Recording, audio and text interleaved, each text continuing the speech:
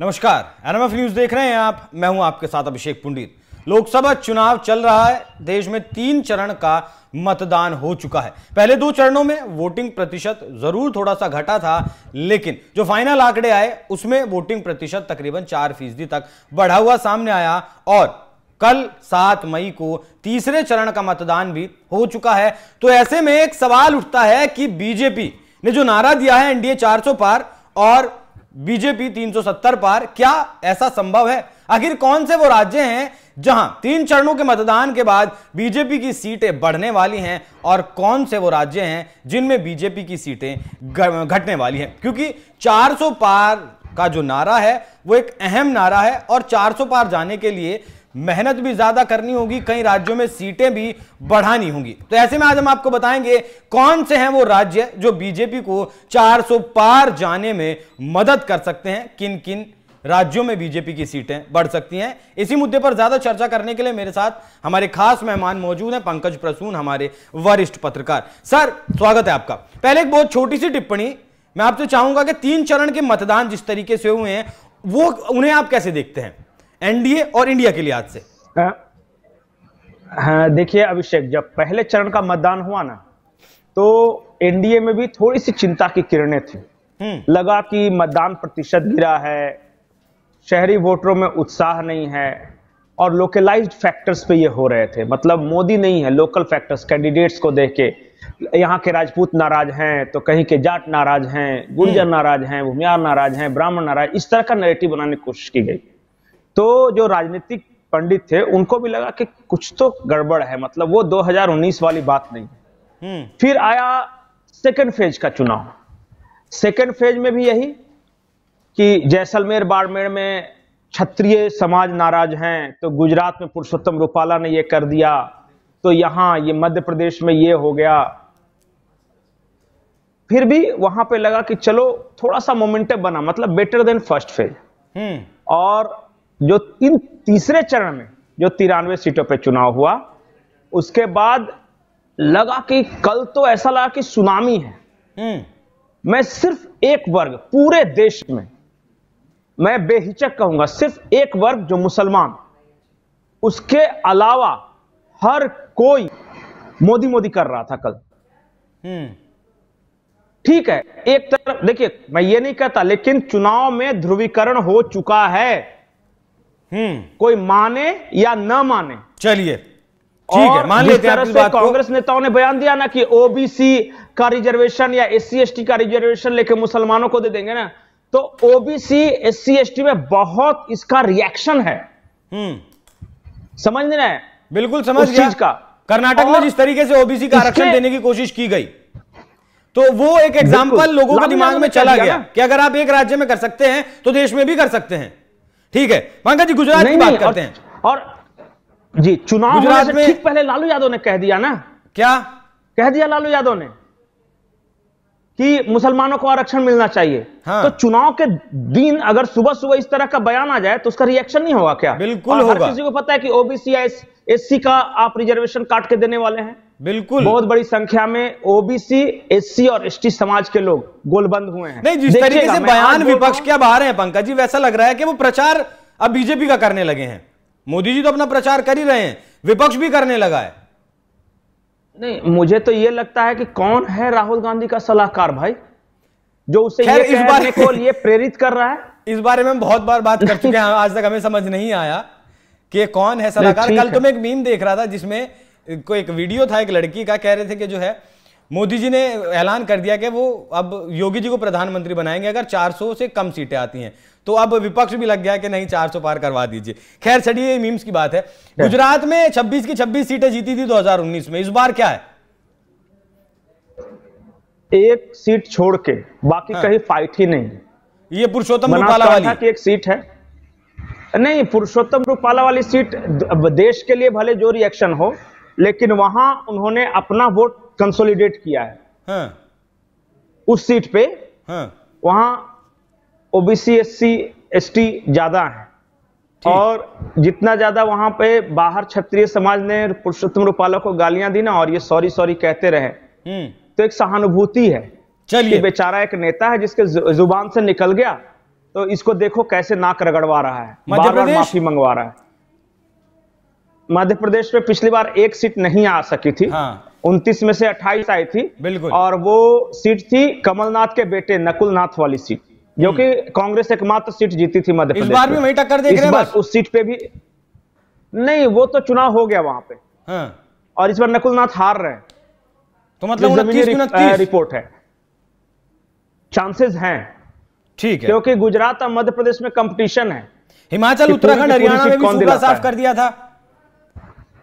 इस बार भी नहीं रिजल्ट देखिए, पंजाब नहीं नहीं, हरियाणा में इस बार थोड़ा सा कांटे की टक्कर है, मैं झूठ नहीं बोलूंगा। और जिस तरह जो सैनिक की सरकार से इस्तीफा दिया 3 निर्दलियों ने, ये जमीन पे उसका असर था, दिखा कल चुनाव के हिमाचल समय। तो उत्तराखंड में हरियाणा तो थोड़ी सी मुश्किल 2019 हुई का है। जो है रिजल्ट दोहराना मुश्किल नहीं होगा। नहीं, उत्तराखंड डेफिनेटली 2019 दोहरा रहा है। हिमाचल प्रदेश में भी, पूरे हिमाचल में मैं सिर्फ एक जो ये एक्ट्रेस खड़ी है कंगना रनावत, मंडी की सीट छोड़ के बाकी बीजेपी को कोई परेशानी नहीं होनी चाहिए। ठीक है, असम में 14 में मंडी से की 12 सीट मिली में थी। अभी भी बहुत क्लोज फाइट है। असम में 14 में से 12 अरे मिली हेमंत थी। मैं एक असम के बारे में कहानी बताऊं। जी, इस बार बदरुद्दीन अजमल नहीं पहुंच रहे हैं संसद में। क्या बात उनकी कर रहे सीट से। हैं? कांग्रेस जीत रहा है। हाँ, कांग्रेस जीत रही है। बदरुद्दीन अजमल, देखिएगा, बड़ा नाम है कौन? अजमल बदरुद्दीन, हाँ बड़ा नाम है, इसलिए तो मैं बोल रहा हूं उस सीट से कांग्रेस जीत रही है। इस बार बदरुद्दीन अजमल की हवा टाइट है वहां पे। त्रिपुरा में 2 में से 2 जीती थी। निकाल लेगी, गोवा, निकाल लेगी दोनों। गोवा में एक सीट जो है वो बरकरार।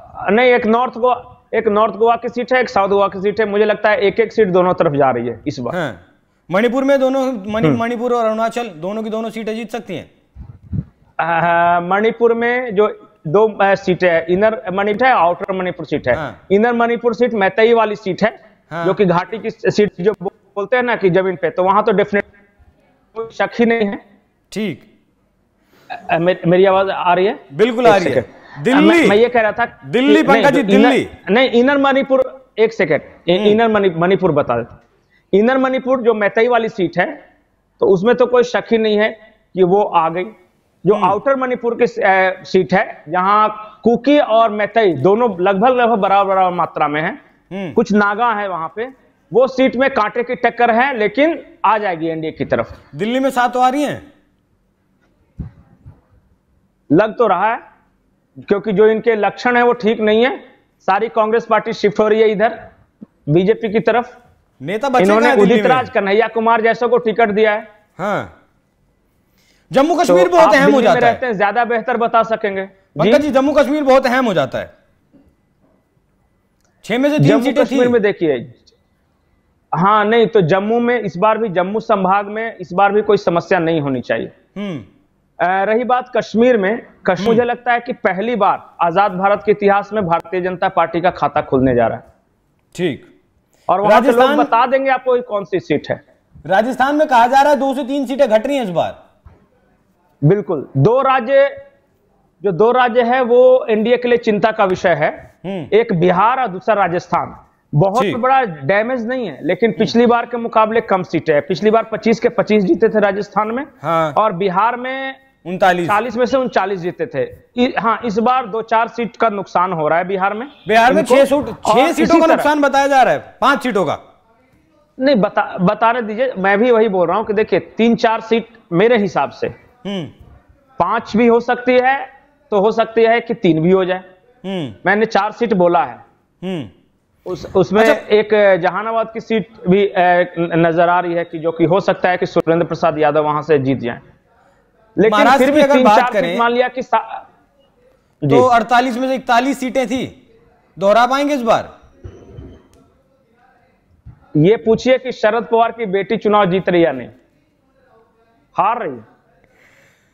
सुप्रिया सुले, उनके खिलाफ अजीत पवार की वाइफ खड़ी है। हाँ, उनके अजीत पवार की वाइफ खड़ी है, वो जीत रही है। अजीत पवार की वाइफ। मैं एकदम बिल्कुल ग्राउंड रिपोर्ट बता रहा हूं बारामती का।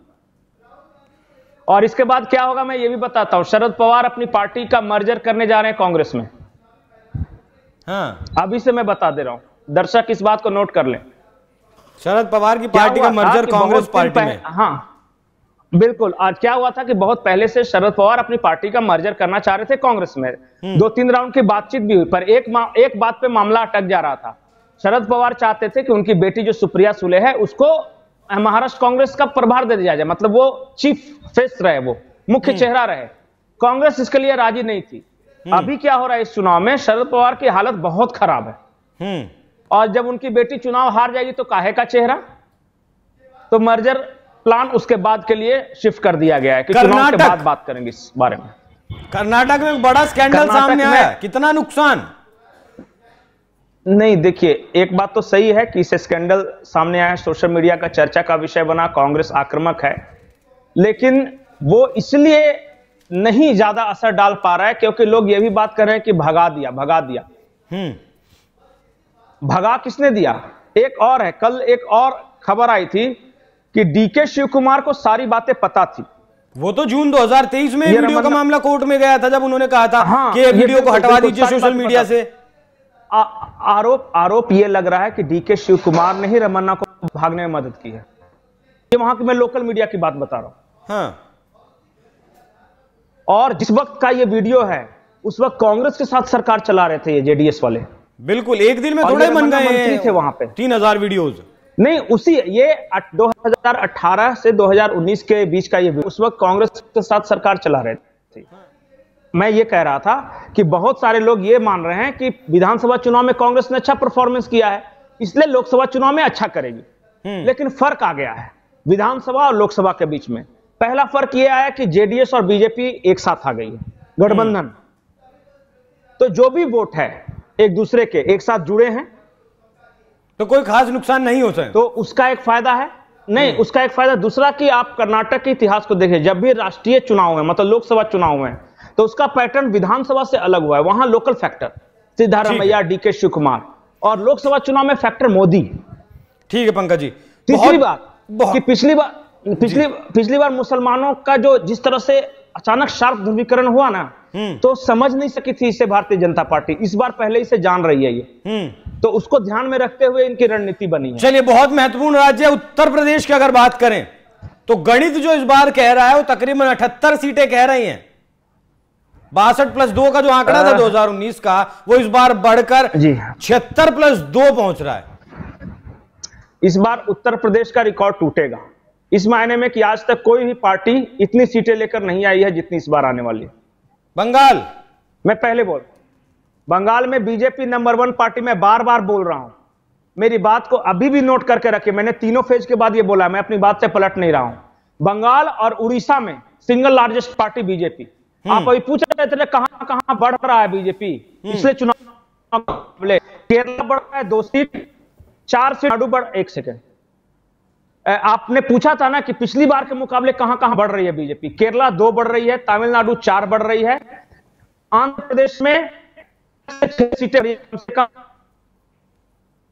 1 सेकेंड, आंध्र प्रदेश में आंध्र प्रदेश में 5 से 6 सीटें बढ़ रही हैं, तो 6, 4, 2, 12 सीटें हो गई। उड़ीसा में बढ़ रही है, बंगाल में बढ़ रही है, जम्मू कश्मीर में बढ़ रही है, तेलंगाना में भी बढ़ रही हैं। और नहीं, हाँ, तेलंगाना में डेफिनेटली 4 से ज्यादा बढ़ रही है। तो कुल मिला के सीटें बढ़ रही है इन राज्यों में। घट कहां रही है? बिहार में 2-4 सीटें, 2-4 सीटें राजस्थान में, इसके अलावा कहीं नहीं। तो यही वो राज्य हैं, तमिलनाडु, यूपी, बंगाल, आपका छत्तीसगढ़, तेलंगाना, तमिलनाडु, केरला, पंजाब, तमाम राज्य हैं। मैं बताऊं, 10 सीट के आसपास तो सिर्फ यूपी में बढ़ रही है। हाँ, और मैंने साउथ में 12-13 सीटें बता ही दी, 2 केरला का, 4 तमिलनाडु का, 4, 2, 6 से 7 सीटें आंध्र प्रदेश का, 6, 4, 10, और तेलंगाना में 2, 12 सीटें साउथ में बढ़ रही हैं। उसके बाद 10 सीटें उत्तर प्रदेश में बढ़ रही है, 22 हो गए। उसके बाद उड़ीसा में बढ़ रही हैं, बंगाल में बढ़ रही हैं। घट कहां रही है? घट तो सिर्फ बिहार और राजस्थान में। बिहार राजस्थान में, अब वो भी ज्यादा नहीं घटेगी, 2-3 सीटें बिहार में और वही 2-4 सीटें राजस्थान में। मतलब बहुत बड़ा नुकसान नहीं है, कोई एंटी इनकम्बेंसी या कोई बहुत ज्यादा लोकल मुद्दे नहीं है। जो नारा दिया उसकी तरफ बढ़ रहे हैं, जो नारा दिया उसकी तरफ बढ़ रहे हैं। आखिरी लाइन पंकज जी, आखिरी लाइन। इस बार नहीं, मैं ये कह रहा हूं कि विपक्ष इस बार एकजुट होकर मोदी की सरकार बना रहा है। राहुल गांधी को प्रधानमंत्री बना ही नहीं रहे। नहीं, बयान नहीं, सब चाह रहे हैं कि मोदी पहुंच जाए वहां तक।